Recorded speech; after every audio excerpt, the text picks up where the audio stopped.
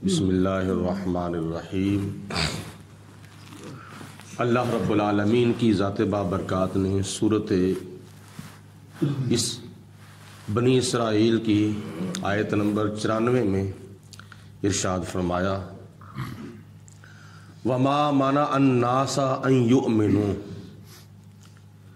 कि लोगों को ईमान लाने से मना नहीं किया था। इस जाअहुमुल हुदा, कि जब उनके पास हदायत आ चुकी थी, अल्लाह के नबियों की शक्ल में, अल्लाह के रसूलों की शक्ल में और किताबों की शक्ल में, तौरात, इंजील, ज़बूर की और कुरान की शक्ल में। जब हदायत लोगों के पास आ चुकी थी तो उनको ईमान लाने से किसी चीज़ ने, किसी नज़रिए ने मना नहीं किया था। इल्ला अन क़ालू, सिवाय इस बात के कि उन्होंने ये बात की थी, अबाअसल्लाहु बशर रसूला, क्या अल्लाह ताला ने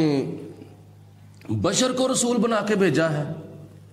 बस ये नज़रिया उनको ले बैठा था कि बशर कैसे रसूल हो सकता है। अगर खुदा ने किसी को रसूल बनाकर भेजना था तो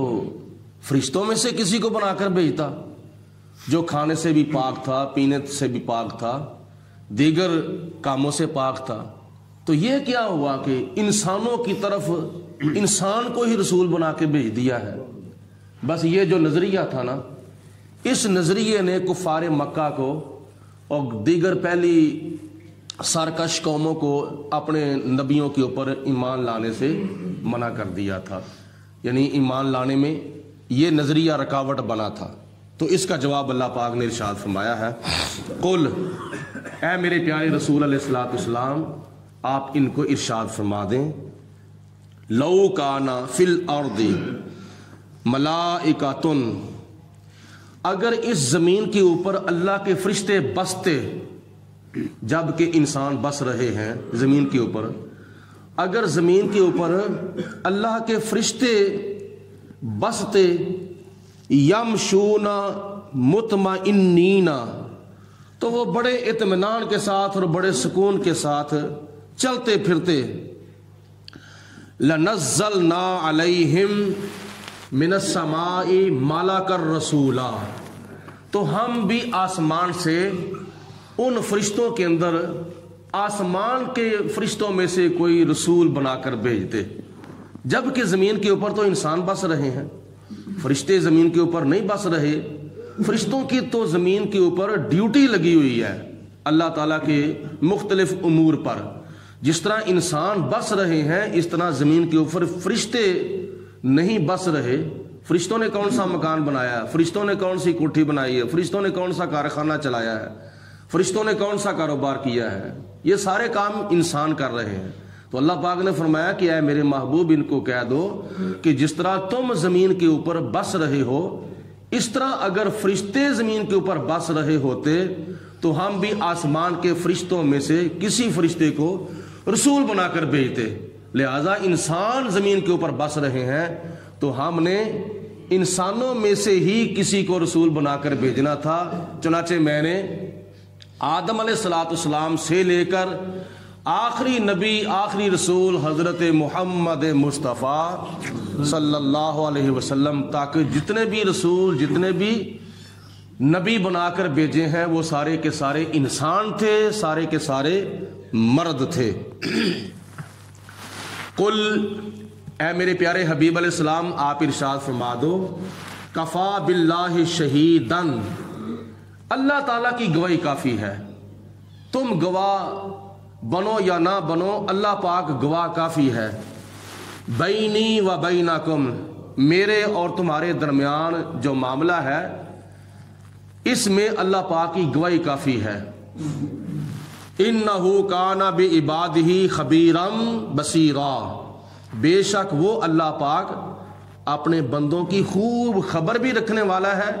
और अपने बंदों को हर वक्त हर जगह पे देखने भी वाला है कि कौन सा मेरा बंदा कौन सा काम कर रहा है। वमन यहदिल्लाहु, اور جس کو اللہ ہدایت دے فَهُوَ الْمُهْتَدِي، تو حقیقت میں وہی ہدایت یافتہ ہوتا ہے، یعنی جس کو خدا تعالی ہدایت دے حقیقت میں وہی ہدایت یافتہ ہے۔ وَمَن يُضْلِلْ، اور جو کوئی گمراہ ہو جائے، جو راہ راست سے بھٹک جائے، بہک جائے، پھسل جائے، جیسے شیطان راہ راست سے بھٹکا، بلم بن باورا راہ راست سے بھٹکا۔ پہلے یہ سیدھی راہ پر تھے، ابو جہل تو سیدھی راہ پر آیا ہی نہیں نا ہے، ابو لہب تو سیدھی راہ پر آیا ہی نہیں۔ نمرود نے موسیٰ علیہ السلام کا، نمرود نے ابراہیم علیہ السلام کا کلمہ پڑھا ہی نہیں، وہ تو آیا ہی نہیں نا سیدھی راہ پر۔ فرعون حضرت موسیٰ علیہ السلام کی تبلیغ فرمانے کے باوجود بھی سیدھی راہ پر آیا ہی نہیں ہے، لیکن بلم بن باورا تو موسیٰ علیہ السلام کا کلمہ پڑھتا تھا۔ شیطان تو آدم علیہ السلام سے بھی لاکھوں کروڑوں سال پہلے اللہ کی بندگی کرتا تھا، یہ تو راہ راست پر تھے، لیکن یہ گمراہ ہو گئے، راہ راست سے بھٹک گئے۔ لیکن خدا تعالیٰ نے فرمایا کہ وَمَن يُضْلِلْ، جو راہ راست سے بھٹک جائے، جو گمراہ ہو جائے، فَلَن تَجِدَ لَهُمْ أَوْلِيَاءَ مِن دُونِهِ، اے میرے پیارے حبیب علیہ السلام، آپ ان کے لیے کوئی بھی اللہ کے سوا مددگار نہیں پائیں گے، خدا تعالیٰ کے سوا ان کے لیے کوئی کارساز نہیں دیکھیں گے۔ وَنَحْشُرُهُمْ يَوْمَ الْقِيَامَةِ، ایسے لوگوں کو ہم قیامت کے دن منہ کے بال اٹھائیں گے، چہرے کے بال اٹھائیں گے۔ اٹھانے کا مطلب یہ ہے کہ جب قیامت کا دن آئے گا، لوگ اپنی اپنی قبروں میں ہوں گے، اسرافیل علیہ السلام 2 پھونکیں ماریں گے، ایک پھونک مارنے سے سارے انسان جتنے بھی زمین کے اوپر زندہ ہوں گے وہ سارے کے سارے مر جائیں گے، اور جب دوسری پھونک ماریں گے تو سارے کے سارے انسان زندہ ہو کر کھڑے ہو جائیں گے، جو زمین کے اندر ہوں گے وہ بھی، جو زمین کے اوپر ہوں گے وہ بھی، آدم علیہ السلام سے لے کر قیامت تک آنے والے سارے انسان زندہ ہو کر کھڑے ہو جائیں گے۔ تو خدا تعالیٰ فرماتا ہے کہ میں ایسے لوگوں کو منہ کے بال اٹھاؤں گا، یہ دوسرے لوگ اپنے قدموں پر کھڑے ہوں گے، زندہ ہو کر قدموں پر کھڑے ہوں گے، لیکن یہ لوگ جن کا ذکر ہو رہا ہے یہ لوگ اپنے منہ کے بال کھڑے ہوں گے اور منہ کے بال چل رہے ہوں گے۔ صحابہ کرام میں سے ایک صحابی نے نبی پاک علیہ السلام کی بارگاہ میں عرض کی، یا رسول اللہ صلی اللہ علیہ وسلم، یہ کیسے ہو سکتا ہے کہ قیامت کے دن یہ گمراہ لوگ جو راہ راست سے بھٹک گئے یہ اپنے منہ کے بال چل رہے ہوں گے اور منہ کے بال ہی اٹھیں گے، اس کا کیا مطلب ہے؟ اللہ تعالیٰ کے پیارے رسول علیہ السلام نے فرمایا، جو خدا انسان کو قدموں پر اٹھا سکتا ہے،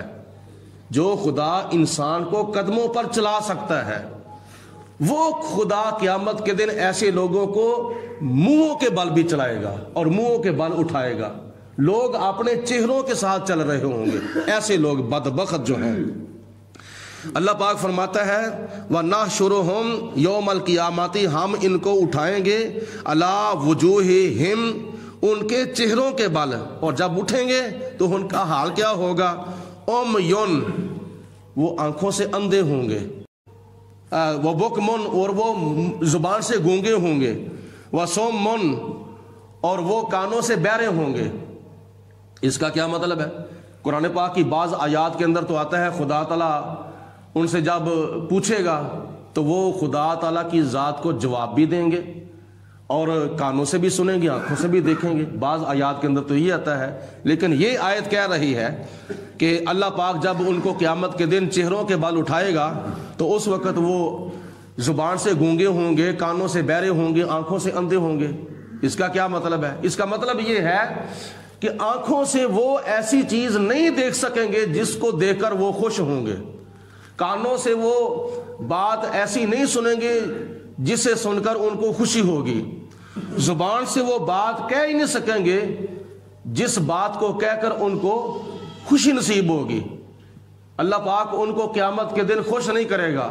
ان کو خوشی نصیب ہی نہیں ہوگی، بلکہ ان کے لیے قیامت کے دن عذاب ہوگا۔ وَمَأْوَاهُمْ جَهَنَّمُ، ان کے لیے قیامت کے دن جہنم ہوگی، جہنم کا ٹھکانہ ہوگا، اور جب وہ جہنم میں جائیں گے تو آج جس طرح آج کل تو ویسے گیس آ گیا ہے، پہلے بچپن میں ہم دیکھتے تھے کہ چولہوں کے اندر آگ جلائی جاتی تھی، تو جب آگ جلتی جلتی کیا نام ہے کم ہو جاتی تھی تو بیچ میں اور پھر لکڑیاں ڈال دی جاتی تھیں اور اس طرح کا بالن وغیرہ ڈال دیا جاتا تھا۔ تو اللہ تعالیٰ فرماتا ہے کلما خبت زدناہم سعیرا، جب جہنم کی آگ جلتی جلتی کم ہو جائے گی تو اللہ پاک فرماتا ہے کہ ہم اس کو اور زیادہ بڑکا دیں گے، اور زیادہ بڑکا دیں گے، اور یہ ڈیوٹی فرشتوں کی لگی ہوگی۔ ذالک جزاؤہم، یہ ان کی سزا ہوگی، یہ ان کا بدلہ ہوگا۔ بِأَنَّهُمْ كَفَرُوا بِآيَاتِنَا، سبب اس کے کہ انہوں نے دنیا کے اندر ہماری آیتوں کا انکار کیا تھا، تورات کی آیتوں کا انکار کیا تھا، زبور کی آیتوں کا انکار کیا تھا، انجیل کی آیتوں کا انکار کیا تھا، قرآن پاک کی آیتوں کا انکار کیا تھا۔ انہوں نے جو ہماری آیتوں کا، ہمارے کلاموں کا، ہماری کتابوں کا انکار کیا تھا، اس انکار کی وجہ سے، اس کفر کی وجہ سے ان کو جہنم کے اندر ایسا عذاب قیامت کے دن ہوگا۔ وَقَالُوا، اور دوسری وجہ کیا تھی عذاب ہونے کی، اور وہ یہ بات کہتے تھے اس بات کی وجہ سے، کون سی بات؟ وَقَالُوا أَإِذَا كُنَّا عِظَامًا، اور وہ کہتے تھے کیا ہم جب مرنے کے بعد ہڈیاں ہو جائیں گے، ہمارے جسموں کو، ہمارے گوشت کو کیڑے مکوڑے کھا جائیں گے، باقی ہماری ہڈیاں رہ جائیں گی، اور وہ رفاتن، اور وہ ہڈیاں بھی ریزہ ریزہ ہو جائیں گی۔ أَإِنَّا لَمَبْعُوثُونَ خَلْقًا جَدِيدًا، تو کیا ہمیں دوبارہ نئے سرے پیدا کیا جائے گا، نئے سرے پیدا کر کے ہمیں اٹھایا جائے گا؟ یہ کیسے ہو سکتا ہے کہ مرنے کے بعد ہمارا جسم جو ہے وہ گل سڑ جائے، ہڈیاں باقی رہ جائیں اور ہڈیاں بھی ریزہ ریزہ ہو جائیں، تو پھر ہم کیسے زندہ ہو سکتے ہیں؟ اللہ پاک کی ذات بابرکات نے ارشاد فرمایا کہ جیسے میں تمہیں پہلی مرتبہ زندہ کر سکتا ہوں، پیدا کر سکتا ہوں، اس طرح میں دوسری مرتبہ بھی تمہیں زندہ کر سکتا ہوں۔ الم یروا ان اللہ الذی خلق السماوات والارض، اللہ تعالیٰ نے فرمایا کہ ان لوگوں نے یہ نہیں دیکھا، ان لوگوں نے اس بات پر غور نہیں کیا کہ اللہ وہ اللہ ہے کہ جس نے آسمانوں کو بھی پیدا کیا ہے اور جس نے زمین کو بھی پیدا کیا ہے۔ قادر علی ان یخلق مثلہم، خدا تعالیٰ ان کو، اللہ تعالیٰ نے ان کو پیدا کیا ہے اور ان کی مثل اللہ پاک اور لوگوں کو بھی پیدا کر سکتا ہے۔ تو جب ان کی مثل اللہ پاک اور لوگوں کو بھی پیدا کر سکتا ہے اور خدا تعالیٰ پہلی مرتبہ آسمانوں کو اگر پیدا کر سکتا ہے، زمین کو پیدا کر سکتا ہے، تو وہ علی کل شیء قدیر ہے، تو وہ تمہیں دوسری مرتبہ بھی تمہارے مرنے کے بعد قیامت کے دن پیدا کر کے کیا نام ہے کھڑا کر سکتا ہے، اٹھا سکتا ہے۔ وَجَعَلَ لَهُمْ أَجَلًا، اور اللہ پاک نے ان کے مرنے کی ایک مدت جو ہے وہ مقرر کی ہے، ان کا ایک ٹائم مقرر کیا ہے، لا ریب فیہ، جس مدت کے پورے ہونے میں کسی قسم کا کوئی شک نہیں ہے۔ فَأَبَى الظَّالِمُونَ إِلَّا كُفُورًا، تو ایسے ظالم لوگوں نے کفر کے سوا، ایسے ظالم لوگوں نے کفر کے سوا ہدایت کی ہر بات کا انکار کر دیا تھا۔ اگر نہیں انکار کیا تھا تو کفر کا نہیں کیا تھا، باقی اللہ کے نبیوں سے اور اللہ تعالیٰ کی نازل کردہ کتابوں میں جتنی بھی باتیں ہدایت والی تھیں ان تمام باتوں کا ان لوگوں نے انکار کر دیا۔ قل، اے میرے پیارے حبیب علیہ الصلوۃ والسلام، آپ ان کو یہ بھی بات ارشاد فرما دیں، لو انتم تملکون خزائن رحماتی ربی، اگر تم میرے رب کی رحمتوں کے خزانوں کے تم مالک بن جاؤ، اللہ پاک تمہیں اگر اپنی رحمتوں کے خزانوں کے مالک بنا دے، اذن لا امسکتم خشیۃ الانفاق، تو تم اس بات سے ڈرو کہ اگر ہم نے خرچ کر دیا تو پیچھے کیا رہ جائے گا، پیچھے سے کم ہو جائے گا،